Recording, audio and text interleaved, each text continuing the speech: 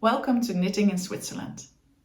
I'm Ynke and I'm Dutch, living in central Switzerland, together with my partner and two daughters. We live in a beautiful little village, on a mountain, I could say. And I love it here, but what I love even more is knitting and everything related to yarn. I love, as I said, knitting, but I also like going to knitting events, organizing knitting events. I'm a social knitter, I would say. I love knitting with other people, discussing yarn, discussing new projects, learning from each other, being inspired by other knitters. And in these videos, I try to share a little bit of what my knitting life and yarn life looks like, and what my life in Switzerland looks like. So at the end of the video, you will also see some shots of the surroundings here. We just had the first snow in the beginning of December, and it was one of the days. It was really beautiful, clear blue sky. So I made some shots, and I want to share those with you at the end of the video. I'm making this video today because I have a finished object. And that's what I'm going to talk to you about first, because this sweater is just finished. I took it off my blocking mats this morning. It's an all-over colorwork sweater. It's called the Festive Yoke Pullover, I have to say, not sweater, pullover. It's designed by Skeindeer Knits, and it's a pullover which has all these little different figures, and there's about 20 different designs where you can choose from, and so you can put together your own sweater in that sense, and you can choose which order and everything you want the designs in. So I had these little Christmas trees, I have snowflakes, another snowflake, reindeer. What else did I put on? Another snowflake, and then there's this little funny snowman. I have little hearts, and I have another deer here, and on the arms I added two more figures. I added another snowflake and another Christmas tree. I love it. You cannot imagine how soft it is. So let me first talk about the yarn. I used Myak yarn. It's a baby yak yarn, 100% baby yak.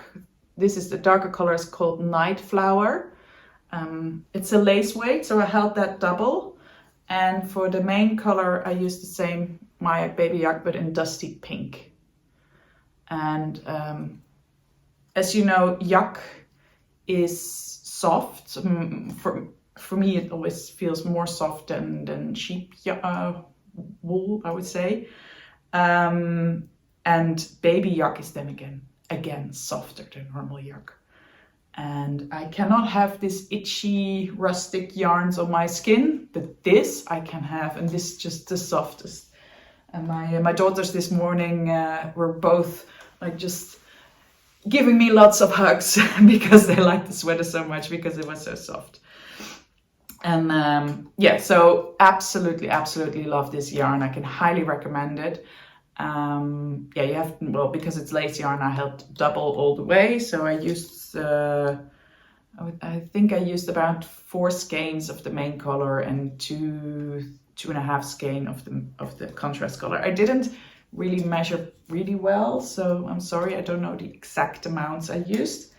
And then there's this little white detail which is between every design, and that's I used this sock yarn which I dyed myself in a workshop from Wool met Verve. So it's there's the sun. It's a neutral color, but with some speckles, some pink, several colors of pink speckles on it. It was my first attempt to do a little speckle on a neutral color. So I had 2 skeins of this, but I only used a little bit, like 10-15 grams. for just the white details in between. But I like it. And the original design only has 2 colors, but I liked it to have the 3rd color just to pop up a little bit more. And of course I wanted to finish it before Christmas, and I did. It's, what is it today? It's the 19th of December. So it was finished 2 days ago, and then I washed it, blocked it, and yesterday evening I sewed in all my ends, and now it's really finished.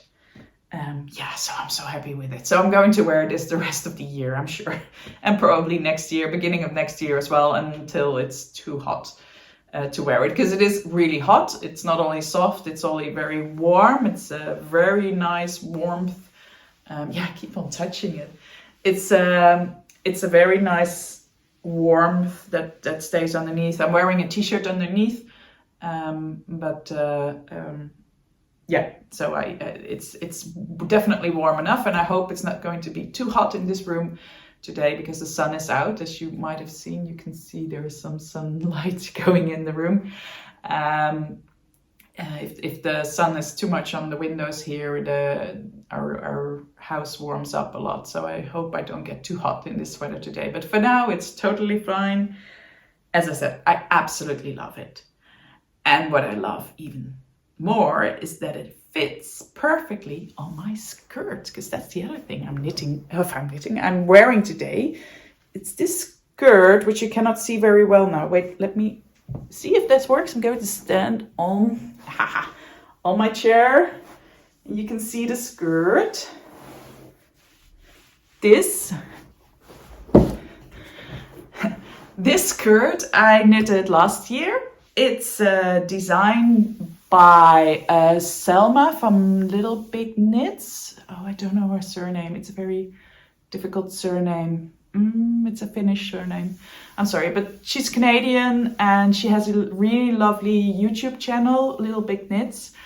And this is one of her designs. She doesn't have that many designs, but this is one of them. It's called West Village Skirt. And it's a brilliant design because you can use any yarn, any gauge to make this skirt. You have to make a swatch, and then you can calculate with your yarn how many stitches you need for your body. And it's really, you can adapt it totally to your waist, how many centimeters you need in the waist, and how many centimeters or inches you need on the hips. And then the pattern says how to increase, decrease, and then obviously you can adapt the length as well. And I used for this also a yak yarn. I was just looking it up because I didn't remember which yarn it exactly was. But it's also a yak yarn, but it's from Lang Yarns. So the brand, I think it's a Swiss brand actually. Lang? Yeah, I think it is. So that's Lang Yarns Yak, and I'm not sure. I think it's discontinued. I don't think you can buy it still, but I bought it once in a little shop here, local shop, because they were stopping and they were selling out all the leftover yarns they had. And I saw this color and I thought, well, and they still had a quantity which was big enough for like a sweater or skirt. So I bought that, like, it was a good deal. And when I bought it, I didn't know what to make with it. But then I saw Selma's video on her, on this skirt, and I thought, oh, that's a nice yarn to make a skirt with. And that means now that I'm fully wearing knitwear. So totally happy with my outfit. And what else am I working on? I can tell you a little bit about that as well, because obviously when I finish something, I cast on something. And most of the times I finish one thing and I cast on 2 things. You know that? Or I'm almost finished with one thing and I cast on the next thing. So actually that's what happens. Maybe even worse than that. I almost finished one thing and I cast on already 2 new things. So I have 2 more things on the needles. One is actually an advent project, because this year I'm actually pretty proud that I didn't buy an advent calendar or a yarn advent calendar, because the previous years I bought 1 or even 2, And then you get this calendar, like 24 little skeins of sock yarn or any other yarn. And it's lovely to unwrap and to look at all the colors. But if you don't make anything right away with it, I noticed that they end up in my stash. And then I have again 24 mini skeins in the stash, which my stash is already big. So that I don't really need. So I thought this year, okay, be a brave girl. And I was working on this. I knew that this would take up most of my time in the autumn and winter, and I really wanted to finish it before the Christmas holidays. And oh yeah, I forgot to say, but yeah, I talked about this already in previous episode. This sweater we knit together with several people in our knitting group. So I'm one of the 5 Festive Yoke pullovers knitted in my knitting group. And if you look at the previous video, you will see images of us 5 wearing the sweater. So that was actually fun. It was a social knit in that sense as well, that within in my local knitting group, we were all knitting on the same, or not all, but some of us were knitting on the same pullover, and it's really nice to see that everybody picked other colors and other designs. So each of these sweaters are totally different, but I'm happy with mine. I love the others too, but I'm also happy with mine. Yeah, so that was that. So for Christmas, I knew the Advent time I was not able, or I was not going to knit another big project in those days. And so I didn't buy a yarn Advent calendar, and I'm proud of that.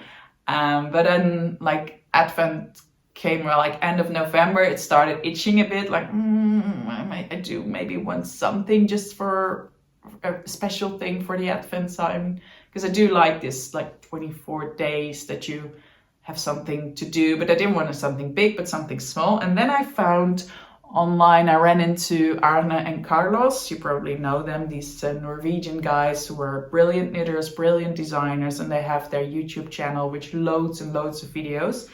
And most of like the previous years, they always did an Advent project, and sometimes they knitted these little sweaters so that you had one little sweater per day to knit, or they knitted Christmas balls with 24 different designs.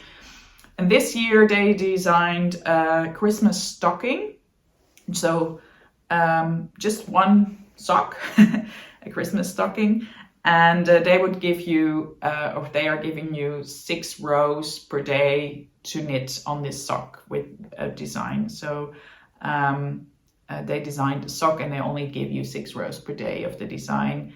And that means if you knit those 6 rows, that by the 24th of December, you have a full new Christmas stocking. And that is what I'm working on now. So I'm actually exactly at the right spot now. This is up till the 18th of December. Tonight, that will be the new pattern. So there will probably be another part coming up. But you see, this is for me, it looks really Scandinavian design. Also full over colorwork. You had to knit the toe, obviously, and then you get 6 rows per day. So this is kind of snowflake design. Then you have here the beautiful hearts that I really love. Then you have this green in between bit, and you have to knit the heel, and then again snowflake designs. And then this I really, really love. And they were talking, because they have a video every day as well where they talk about the design of that day. And they were saying that this is typical Scandinavian, and also in other Baltic states and maybe other places in the world as well, that they dance around the Christmas tree. So that is what this little figures, like men and women, or boys and girls, are dancing around the Christmas, holding hands and dancing around the Christmas tree. And that's just a really lovely design. So I'm curious to know what will be the last bit, because I guess there will be another like this much on, and then the ribbing. The yarn I'm using for this was in my stash. It's Novita. It's a Finnish brand, I think. And I bought those somewhere back, I think 1 or 2 years ago. And I think I was gifted 1 or 2 skeins in a goodie bag once at an event. And then I added one more skein so that I knew that I had the Christmas colors, because so I had just white, red and green. And in my head already, I thought, oh, that might be some Christmassy project I'm going to do once. And now actually, when I saw this design and I saw that I had these colors in my stash, I was like, wow, that's my great Advent project. I don't need to buy anything for my, I didn't buy anything for my Advent project because I had the yarn and the design is free, at least during Advent, because Arne and Carlos say that after the 25th, the design will be a paid design, but until the 24th, it's a free design on their website. And yeah, it's just fun to have a little Advent project, but still so small that after, knitting 6 rows is something you do within half an hour, right? Or even less. So then you still have time to knit on other things. So this was good to combine. I knitted 6 rows on that, and then I continued knitting on my sweater every day. So that's how it ended up. And this is one more week to go, or less than a week. And then I have this one finished as well. So you will see that in the next episode. So that's on my needles. One more project, which is on the needles. First going to show you the yarn I have for that. This is actually, I have to maybe give a short introduction. I was looking at the Fruity Knitting podcast from Andrea and Madeline. And they always have these really good interviews with people out of the yarn business or design, knitting related or color related, or so yarn designers, but also stitchers or embroiderers or crocheters, or color experts, or any experts related to the field of knitting. And they had the interview with the owners, the mother and daughter of the Danish brand Knitting for Olive.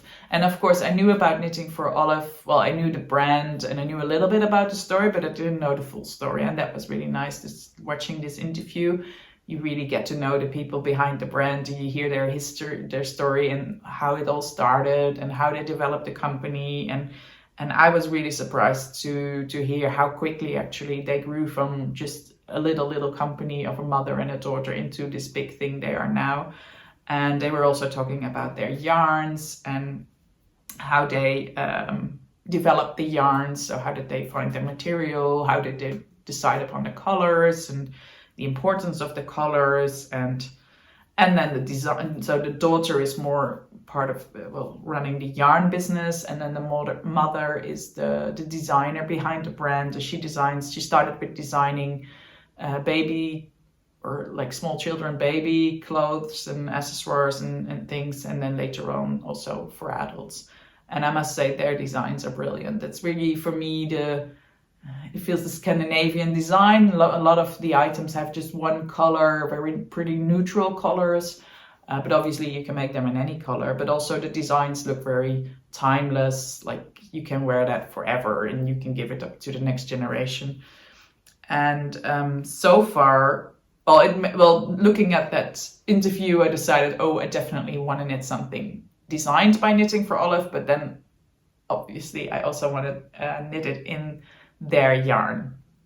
But I must say, here in Switzerland, I didn't run into Knitting for Olive yarn yet. So I was already thinking where do I buy that? But that was for the next step. And then a few things came together. That's the thing of this story, right? That's always the case. So I saw that interview, and then a few days later, my little girl, she's 4 years old now, she said, "Oh, mommy, can you knit me a cardigan?" She's been seeing me knitting this, and she said, "Oh, I want something too, but I don't want a sweater, I prefer a cardigan." And so I said, well, of course, I can knit you a cardigan. And then I remembered seeing all these nice designs at Knitting for Olive. So I thought, let's see if I find something there. So I was watching with her in the children designs they have on their website. And then she saw this daisy cardigan, which is a lovely cardigan in one color, which has little flowers in a different color on it at different spots. And she immediately said, "Oh, that's nice, that I want." So I said, okay, let's see. Well, put it on my favorite list, and then we'll have to find yarn for it. And then she said, I want it in yellow. And I was like, oh, yellow, that's not really my color, but okay, let's see. But I know her other favorite colors are pink, red, and orange. So I thought, well, let's see when we find yarn if I can kind of persuade her to go to one of the other colors. And then I had a meeting with my local knitting group. And then I'm sometimes posting about my knitting group at my Instagram, and then I got a new follower there, and someone asked, the follower asked me if she could join our knitting group, and I said, of course you can join, you can come, we're coming next Wednesday, we're there, and you're always welcome to come. So she came, and she was lovely. She was called Arne, and she was lovely, and then we got to talk to each other, and then I realized that she is owner of a yarn shop, and not a physical shop, but an online shop. And she started not that long ago her online shop here in Switzerland, and turns out, I didn't know this yet, turns out she specialized in Scandinavian yarns. And I was like, oh, do you have knitting for Olive? Of course, she said, I have all the 80 colors. And I was like, oh, incredible. I didn't know that even existed in Switzerland. And then I'm sitting next to the person who is selling it. So that evening I went to her website, I checked all the colors together with my daughter. We looked at all the colors, and then I already saw that the yellow she had in mind, like this bright yellow, you know what kids like, they don't have that in knitting for Olive color. So I was like, oh, so that's a pity they don't have your yellow. But look, they have a lot of pinks and reds and oranges. And then she said, okay, well, pink is good then, but then I want yellow flowers. I said, well, okay, we can do that. So I ordered the knitting for Olive pink at this online shop, which is called wool7.ca. And yeah, so I ordered the pink, and then of course knitting for Olive has a lot of colors. It's 80 colors, so it's just pink. You have like 10 pinks, so you have to decide. But this is the wild berries, and yeah, there's the sun coming in. I don't know, can you see it as well? Yeah. Okay, so this is the wild berries, and I realized that wild berries is one of the few that doesn't have a mohair to it in the same color, because the pattern asks for the merino plus a mohair, and I wanted to, of course, I wanted to do what the pattern asks for.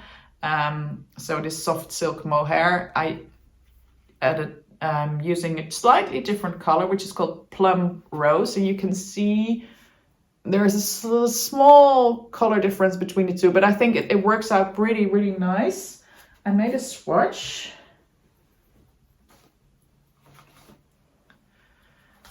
Just to make sure also, of course, that my gauge was good. So yeah, you can see it's nice fluffy because of the mohair. And I'm not sure if you can see with the sun how the colors really work, but well, at least I really like it. And luckily my daughter likes it as well. But of course she still said, I want yellow.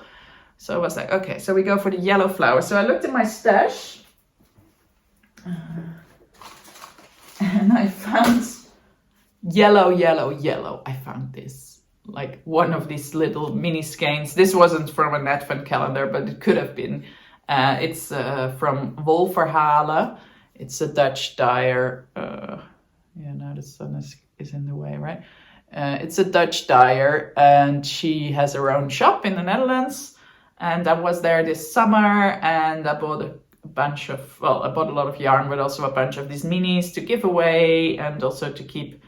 And this one was absolutely the favorite of my daughter. So she wants now little daisy flowers, this color on this. So let's see how that works out. First, let me just knit the cardigan, and then I'll make one flower and see if she likes it, and then we can add the others as well. Yeah, so happy with this. I just casted it on. I just made a bit of the ribbing, but this is definitely the next project I'm going to work on a lot, because I would love to finish it before summer comes so that she can still at least wear it this year. Yeah, that's the daisy cardigan. So what wanted to talk to you about? Oh yes, of course, I almost forget. Do you know what I did last week? I went on a knitting cruise. And yes, this is something this was the third time I went there. It's a cruise. It's not a sea cruise, but it's a river cruise. So don't think of these huge ships. It's a river cruise, it's smaller ships. And actually this was organized by a Dutch yarn store. It's called Wall of Fame. And they organized, this was the 5th time they organized it. They rent a full ship and they fill it up with knitters. And this time there were, I think we were 65 people on board or something like that. And that was it. The boat was full. So you can imagine it's really a smaller boat. It's not a big cruise ship. It's a smaller river cruise ship. And we sailed on the, we started in Germany and in Rudensheim. So we all got to Rudensheim by train or by bus. And there we got onto the boat, and then the boat sailed us back to the Netherlands, and we stopped in several places. So we stopped in Koblenz, which is another city in Germany. Then we stopped in Düsseldorf, another city in Germany. Then we had a day in Nijmegen, which is just across the border in the Netherlands. And then we finished in Maasbracht. Maasbracht is the town. It's a small town, but it's a town where the yarn shop is where the yarn shop is, who was organizing the cruise. So we stopped literally in front of the yarn shop with the ship. And oh, it was lovely. It's been the best, I would even say it's one of the best holidays I ever had. It was 4 days and I absolutely loved it. You're on a boat. Can you imagine? You're on a boat and you are only surrounded with people that just want to knit. They only want to knit. So we were all knitting full day, before breakfast, during breakfast, after breakfast, before lunch, during lunch, after lunch, whole evenings. Everybody was just sitting in the lounge area of the ship. We can all fit in there. And we were all knitting and chatting. And I knew some people from the previous editions, but there were also, again, new people. And it was lovely. And every day, of course, when we came into a town, we did go off the boat and we walked just to make sure that our bodies got some movement, because you feel it's not so good to sit still like a full day for knitting. So we walked into the towns, and because it's December, especially in Germany, you have all these Christmas markets. So it's really nice to have a look there and stroll around.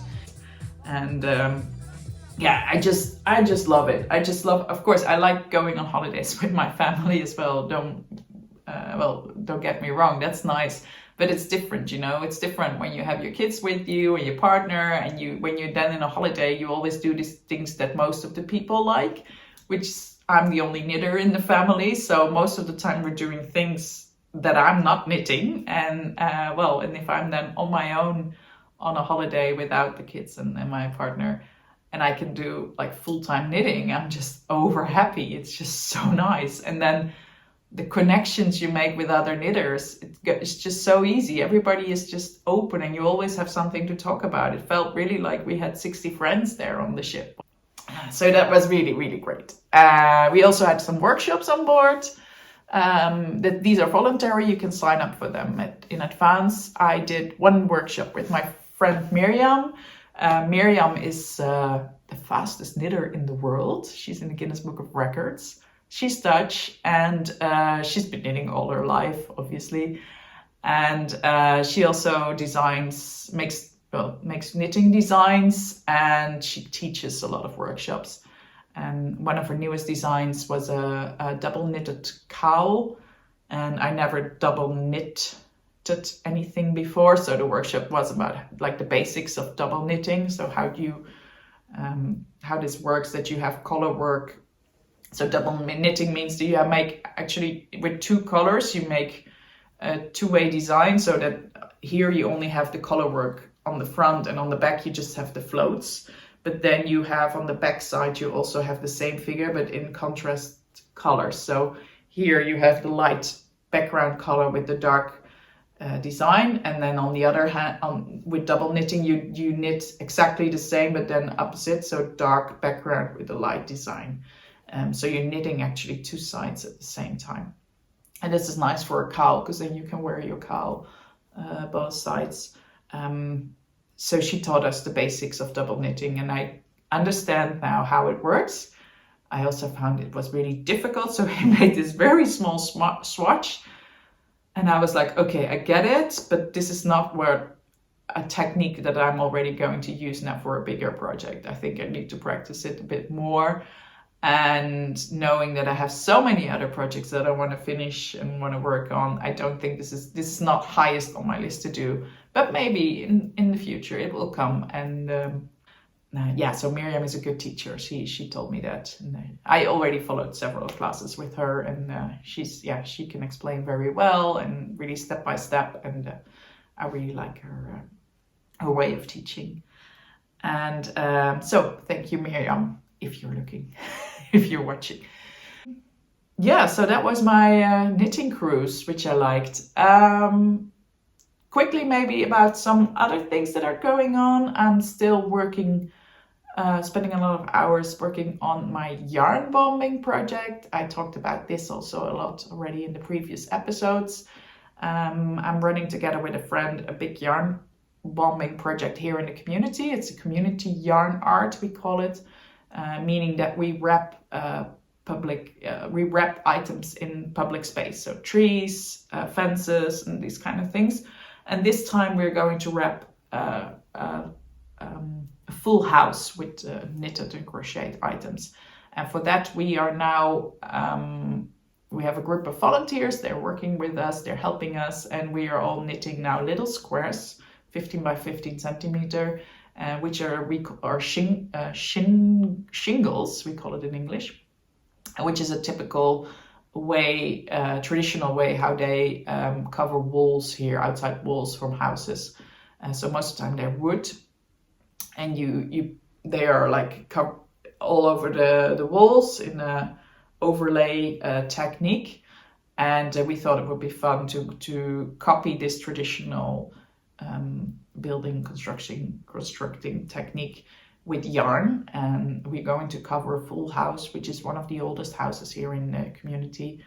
And we calculated, first we thought we need around 2,000 of these little square shingles, but we have now got the drawings of the official drawings of the house, and we measured, and then we noticed that we need 4,000.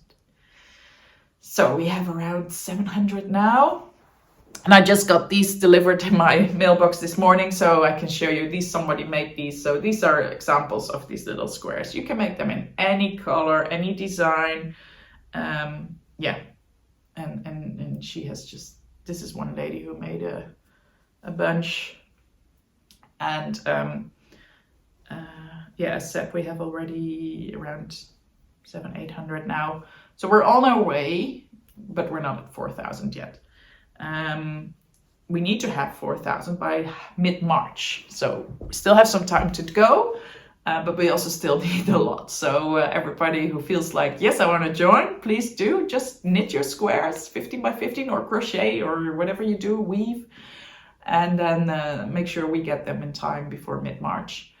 And we are in the background and now also working on how to put up this whole construction, how to make sure that the squares stay on the wall even when they get wet, that when they get heavy and wet, that they still stay up. And so we're all about, and also we want to do special things with the windows, and yeah, there's quite some other items. We have to come up with another creative solution than just the shingles.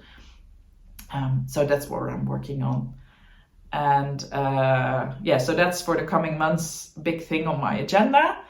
And then the other thing I'm working on, which I'm also very excited about, is my knitting retreat. Because I am organizing a knitting retreat here in central Switzerland. It's in September 2024, so next September, last weekend of September, which is 23 to 26, oh no, 26 to 29, sorry. 26 to 29th of September. I'm hosting a knitting retreat. I found a really nice hotel here at the lakeside, Beautiful views, beautiful place to be. It fits exactly this atmosphere we want. Well, I like when I'm knitting, like it's a wellness hotel, so it has these quiet places and everything, and it has beautiful views, and I'm not saying agricultural, that's not the right word, not in a city, so in a village and in a quiet place, let's say, and in the greens, in the woods, and looking over the lake. So what else do you need? And so I have that hotel. They have loads of single rooms, so that's great, because that's always something you want, or a lot of people want for knitting retreats, to have at least a single room. And they have brilliant food there, and we host there 2 workshops, and I'm currently finalizing the workshops with the 2 different workshop hosts, let's say. I'm really excited about both, so once it's all settled, I will definitely share about who they are and what we are going to do in the workshops. But I'm really excited because there's 2 workshops I just want to be part of. So that's fun.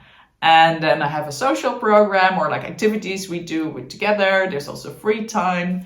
But the idea is that we will be with a group of, let's say, 30 people for 3 days, people from all over the world, knitting and enjoying each other, and knitting together and learning from each other, inspiring each other. That's my aim. I organize this one because I love going to these kind of retreats, and I know there's a lot of people that want to go to these retreats, but sometimes they're just fully booked within a second. And so I thought, well, there is definitely some room to organize an extra one. And here in central Switzerland, I haven't seen any other retreat yet. So I think also for the people here, it's nice to join something like that. So it's this is like a save the date, then I can say. So save the date, last weekend of September next year, from Thursday to Sunday, 26th to 29th of September. Save the date if you want to be there. The registration will open somewhere next year, once I have all the details of the workshops and everything, and know all the prices, so I can calculate the costs for the participants. But if you know already that you're interested, and if you want to know for sure that you are directly, if you want to be sure that you know immediately when the registration opens to know this, you can already send me an email, so I can put you on the list of the people that are interested in the retreat. So send then an email to knittinginswitzerland@gmail.com, and I can put you on the list. You can also send me a message via Instagram with your email address, and then I can also put you on the list. Okay, lots of chatting. That's enough, I think. I will add some images, as said, about snow in Switzerland, and of the boat, of the cruise. And I hope to see you next time. I wish you all a very Merry Christmas, Happy New Year, Happy Holidays, whatever you're doing. I will be enjoying some sun, I think, hopefully over the Christmas. Let's see if we can get there. And I'm looking forward to see you again next year. Okay, bye.